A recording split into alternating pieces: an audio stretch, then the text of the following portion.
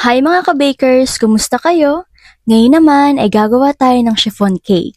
At mas pinasarap pa ang ating chiffon cake ngayon dahil may kasama itong Mountain Dew.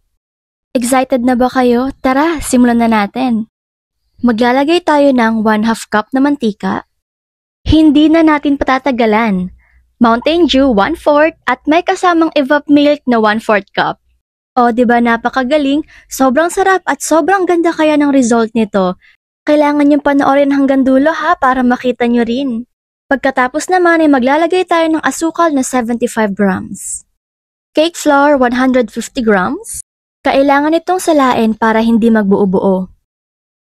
Baking powder 1 tablespoon. 5 egg yolk. Haluin muna natin ng haluin hanggang sa magsama-sama na yung mga ingredients na nilagay natin. Siguraduhin lang natin na mahalo natin ito ng mabuti. Pagkatapos ay maglalagay naman tayo ng 1 kurot or 1/2 teaspoon ng asin. Hahaluin natin ulit ito hanggang sa matunaw na ang asin. Hahaluin pa natin ulit ng hahaluin hanggang sa makuha na natin yung texture na gusto natin. Kailangan kasi ay smooth na siya at wala ng mga buo-buong ingredients. Pagkatapos ay itabi muna natin. Sa ating mixer bowl ay maglalagay tayo ng 5 egg white, 1/2 teaspoon ng cream of tartar. Paandarin na natin ng mixer at hayaan na natin siyang i-mix hanggang sa umalsa na.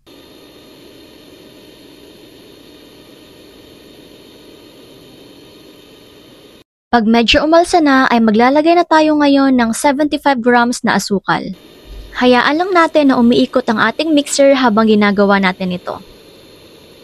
Ayan, malapit na tayo matapos kaya naman konting tiis na lang.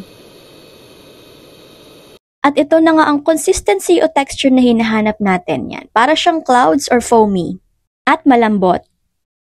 Pagkatapos naman ito ay kailangan na natin kunin ng ating minixture kanina at ipagsasama-sama na natin sila. Pagkatapos naman ito ay hahaluin na natin to. Kapag hinalo nga pala natin siya, dapat nga pala is isang direksyon lang ang ating paghalo. At dahil tapos na nating haluin, ilalagay naman natin ito sa ating molde.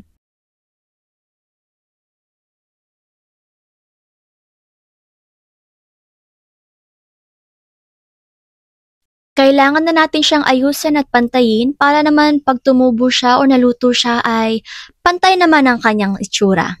Lagyan na natin siya ng design. Naglagay kami ng mantika sa aming spatula at ginawa namin ito para nang pag naluto siya ay dito ang kanyang crack. Kayo na ding bahala kung anong gusto niyong design dito. Ilalagay naman natin siya ngayon sa ating oven. Ang apoy nga pala sa taas is 180, sa baba naman is 200 at ang baking time natin dito is 45 minutes. At eto na siya mga ka-bakers, luto na siya. Yan po ang kanyang itsura. Yan, napakaalsa naman talaga at napakaganda. At syempre, hindi pa tayo matatapos dito dahil kailangan pa nating palamigin ang ating chiffon cake. At ilalagay natin siya sa ating lalagyan o patungan. At hayaan natin siyang lumamig ng mga 20 to 30 minutes.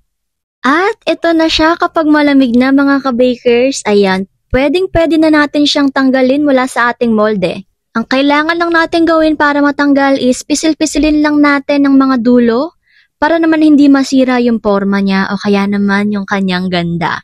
Pagkatapos ay kailangan nating tanggalin sa ating molde at pisil-pisil ng konti sa ilalim para naman matanggal din yung nasa ilalim na lalagyan. At atin na siyang itihaya at tanggalin na natin ang nasa baba. At yan na ang ating finished product mga ka-bakers. Ayan.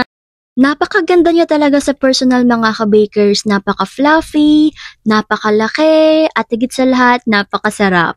Tignan niyo naman kung gaano siya kaganda mga ka-bakers. Tuwang-tuwa talaga ako dito. At syempre, hindi mawawala ang taste test mga ka-bakers kaya hiwain na natin yan.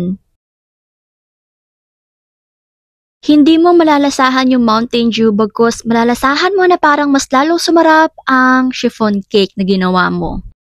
Parang mas nagbigay pa siya ng creaminess at mas pina-improve niya pa yung texture. Kaya ito na nga mga ka-bakers presenting ang chiffon cake na gawa sa Mountain Dew. Wow!